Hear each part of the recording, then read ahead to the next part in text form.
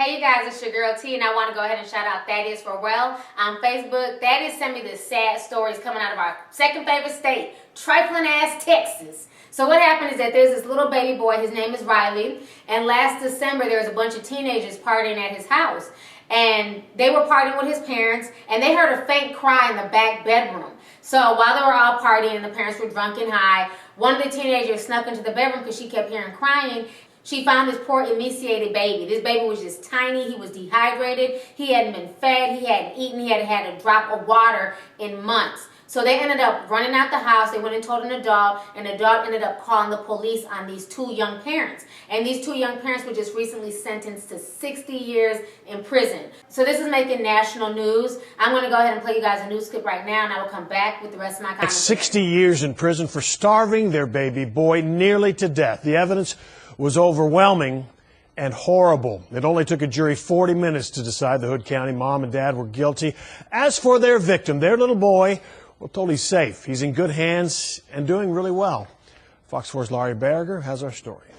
The doctors who treated Riley Alston last December didn't think he'd live. A couple of teenagers attending a party at this mobile home in rural Hood County overheard the 9-month-old crying, emaciated, lying in urine, feces, and vomit.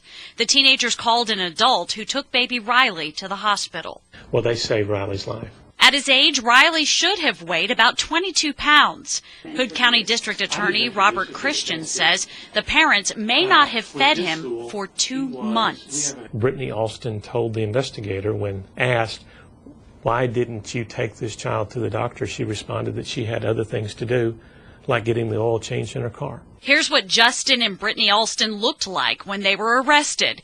The 21-year-olds admitted to investigators they preferred drinking and smoking pot with their friends to taking care of a baby. These parents, these defendants were, I don't know that they necessarily wanted him to die, but I believe they were waiting for him to die. And I think that if they hadn't have found him, this baby would have died and the parents would have thrown him in the trash. Doctors had to feed baby Riley through an IV for some time because his little body wouldn't accept food. And then he got placed into a foster home with his older sister.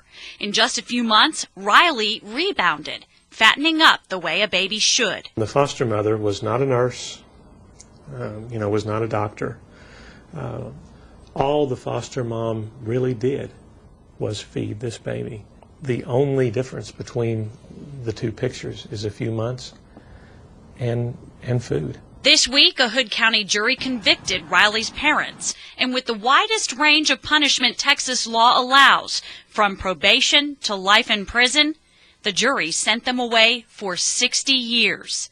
In Granbury, Laurie Berger. Okay, so you guys just watched the news clip, and this whole situation is just crazy. You know, a lot of folks are saying 60 years is just too much. You know, they're young parents and, people make mistakes. While 60 years is a lot of time, these people admitted to starving this baby. And you know what I always find funny when I read cases, when people send me abuse cases of parents who starve their children?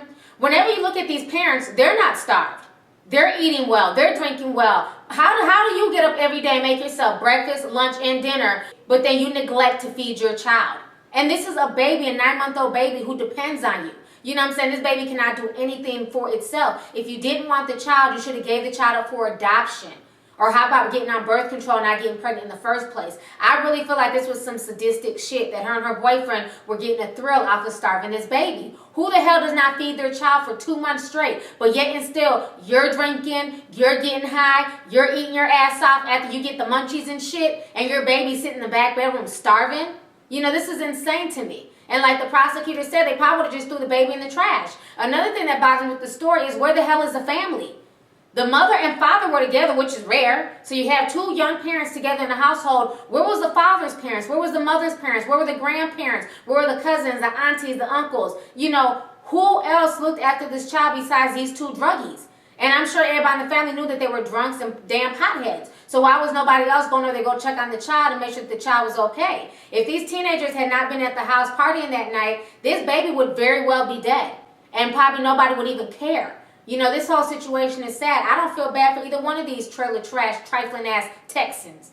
They need to be locked up. They need to be thrown under the jail. Maybe for over the next 60 years, they can think about their actions. You know, who the hell chooses to go get an oil change? You can take care of your vehicle, but then you can't take care of a child that you carried for 9 months? I think that whole situation is just sick. I don't feel bad for either one of these two.